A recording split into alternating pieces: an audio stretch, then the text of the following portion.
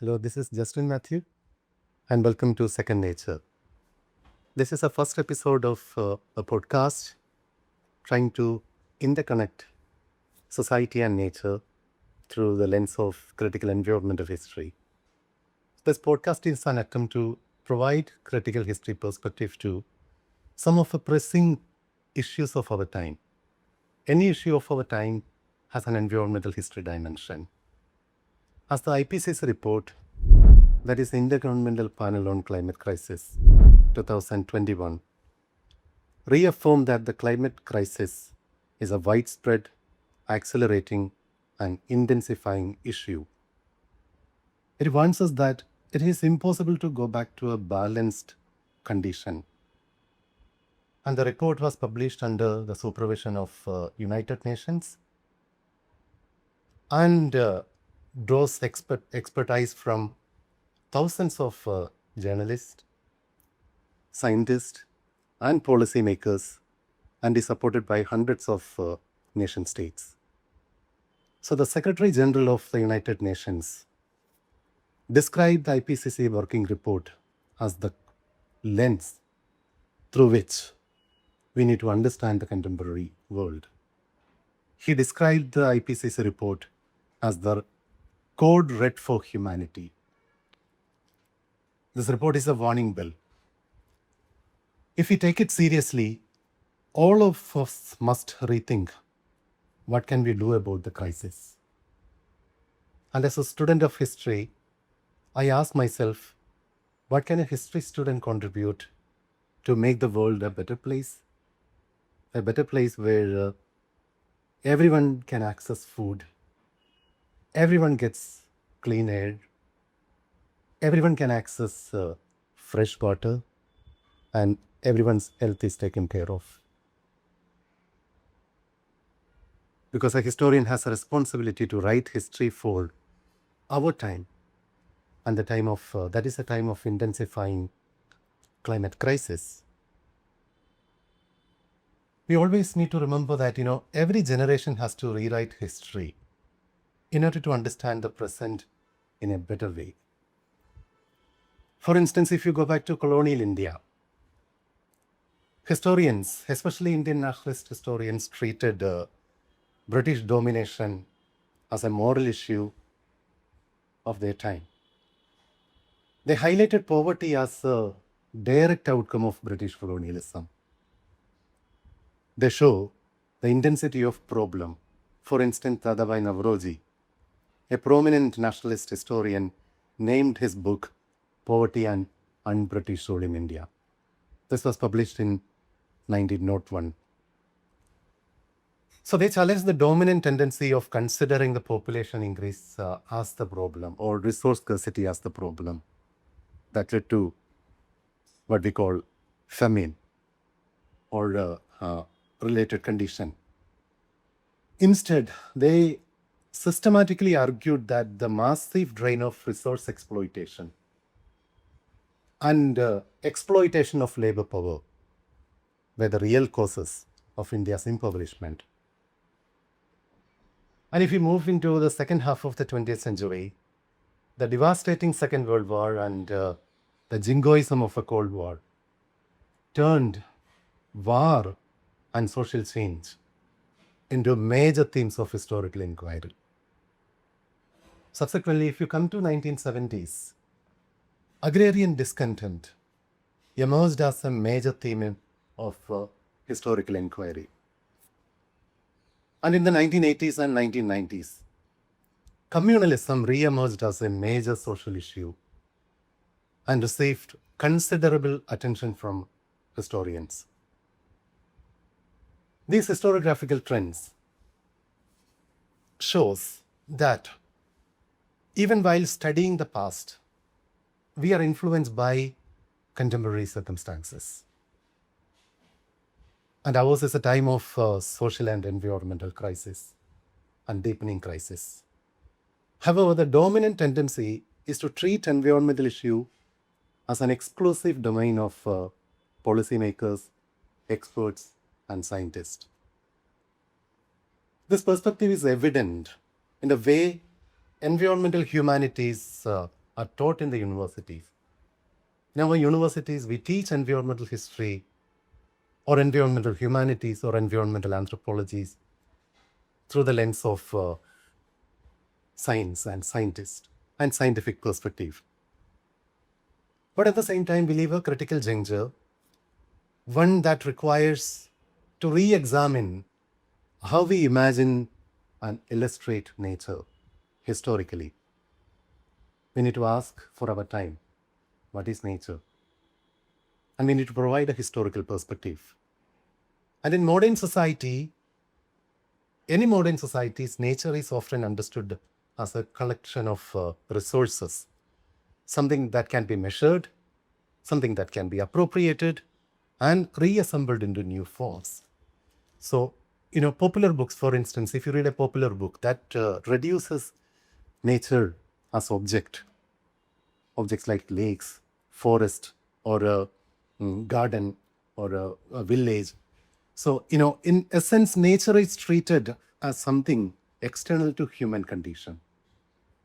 To critically understand our own time, our own idea of nature, we need to understand the history of capitalism as a way of organizing society and nature. In this context, we ask, can historical perspective help us critically understand what is happening to the world? Can historical perspective offer a better perspective, better way to imagine a different world? For instance, you look at this image of planetary boundary, which illustrate Earth system threshold within which life form can survive. And we need to ask, can an environmental historian treat such an image as a source material to understand issues like gender, caste, class, or ethnicity? The Great Acceleration, we need to acknowledge that this image clearly tells us that in the Great Acceleration, that is the rapid growth of fossil fuel consumption and greenhouse gas consumption, industrialization of agriculture, and the planetary scale of urbanization, all these undeniably produced a landscape of catastrophe, a planetary boundary. We are reaching that tipping point. However, can we apply this planetary boundary concept to understand South Asian reality? We have witnessed in several environmental catastrophes in South Asia in the form of, say, massive landslide in Wayanad in Kerala, or the distress that is going on in Himachal or Uttarakhand region of Himalayas, or a massive flood that Punjab region, northwestern India experienced, or recurring fire episode all around the world, and several other environmental catastrophes. And we cannot study any of these issues in isolation. Rather, we need to argue every story of environmental degradation is equally a story about social organization of production. However, barring a few systematic interventions in social sciences, climate change discourse even today remain as a discourse of science dominated by scientific discourse. So climate scientists explain natural phenomena and explore human condition, human contribution to climate crisis, climate change, or whatever we like to call it. For instance, the geological concept of the Anthropocene consider humanity as a collective agent responsible for climate change. They overlook the way humanity has been historically formed as divided social groups. What they largely ignore is an examination of how past social formations and past social transformation and experiences have a class dimension, caste dimension, gender dimension, especially in the context of non-Western peripheries. So therefore, we require resources. We require theories and methodologies that can allow us to comprehend the problem like the flood, drought, urban pollution, and several other socio-ecological issues that are considered as natural phenomenon, as historically, socially produced condition. That's why we require a critical environmental history perspective to approach sources, existing sources and new sources in a with a new methodology. So developing a critical environmental history perspective required a lens of social history. That means, for instance, when you write history of fossil fuel energy consumption, we can consult logbook of a factory or records of river flows. Record of river flow can eliminate social history of flood. And the study of plants and trees can shed light on the history of industrial agriculture. So they can also draw on depictions of weather and cloud. It can be an image, it can be a painting or a photography. We can consult agricultural records. And we have a host of other unconventional sources to understand all these issues. So we can also consult free trade agreement, documents on coal mines, merchant shipping acts. All these are going to help us to examine the violent histories of fossil fuel, its extraction and consumption. So this field of inquiry also highlight experiences of indigenous social groups, laborers in coal mines, railway construction workers, plantation coolie laborers. So using these fresh sources can offer new insights into past social formation and shed new light on topics already well discussed by generations of historians, such as the histories of agriculture, histories of steam shipping, railway, airport, land revenue administration, and socio-environmental histories of different sort. And why do we do this? One of the central tenets of socio-environmental history is to challenge positivism. That is, methodologically, there is a tendency among those who practice environmental history to write, positivist or simple empiricist mode of describing humanity's relationship with nature. In that context, we must ask that we must challenge the dominant view that treats nature as a fixed and external condition. A good environmental history work needs to illustrate nature within a web of interconnected relations. Socio-environmental relations, moreover, are contradictory, dynamic, and transformative. In this sense, an environmental historian does not consider nature as an unchanging external condition, but as something historically produced through social interactions, whether in the form of labor or in the form of application of technology or the commodification of nature in the market. We require a social history lens. So Marx's insightful observation is extremely important here. He observed, when we transform nature, we are transforming ourselves. When we fence a piece of land and call it private property, we are converting society into a society of landlords and tenants.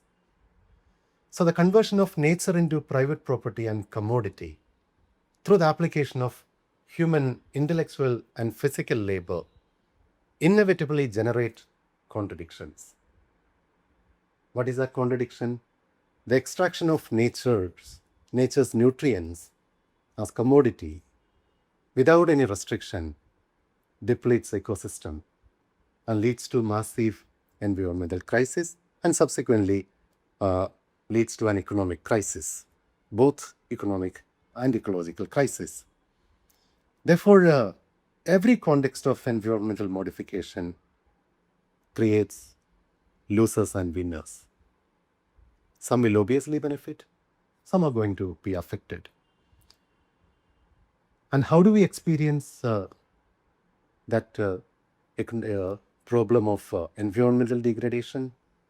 We experience it as caste, as gender, race, and ethnicity.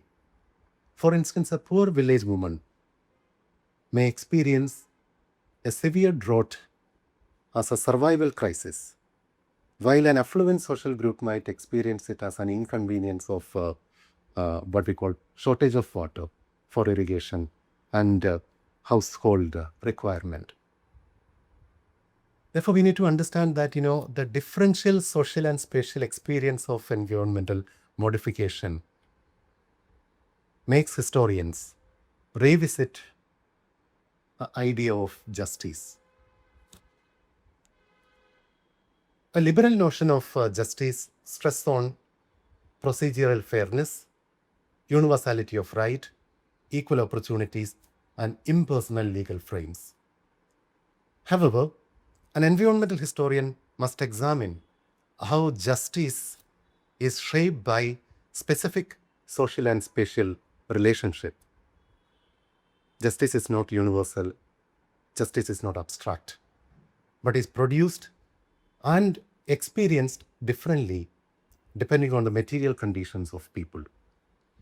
When and how people live and how do they live is extremely important. Therefore, we need to argue environmental and social inequalities are spatial. This is visible in the form of urban planning, land distribution, access to water, energy and resource distribution, and all other environmental management. A marginalized community may bear the cost of pollution, flooding, or resource scarcity much intensely. As the great philosopher Zizek observed, some will always have a lifeboat when there is climate catastrophe. That means any climate disaster creates spatial disparities by creating precarious landscape, floodplain, industrial zone, deforested hills, or urban slums. So they are historically and socially produced as spaces, precarious spaces, where inequalities are embedded. To understand this, one has to go beyond that linear, event-centered history. And one has to go beyond liberal framework of justice to emphasize spatiality and social condition that shape the idea of justice. So to borrow from a famous Marxist geographer, David Harvey, I quote, "An environmental historian must trace the connection between space, society, and environmental change to understand who suffers, who benefits, and how justice can be conceptualized in a world structured by unequal social and environmental relationship." Our subsequent discussions shall further explore some of these issues that include space, society, and environmental justice. Thank you for watching. A special thanks to Yashi and Regis, who is behind this camera. Thank you.